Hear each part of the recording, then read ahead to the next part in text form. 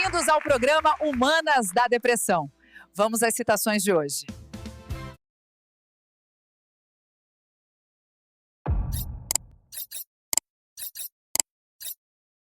As famílias de hoje são muito moles. Elas têm medo do amor. E porque temem amar, temem ter filhos. Não seja assim entre vocês, viu? Não entendi bem, professor. Pode dizer isso de outro modo? Vastas áreas do mundo estão a padecer o chamado inverno demográfico, com o consequente progressivo envelhecimento da população. Por vezes parece que as famílias são ameaçadas pelo medo da vida, da paternidade e da maternidade. É necessário dar-lhes nova confiança para que possam continuar a cumprir a sua nobre missão de procriar no amor, tá?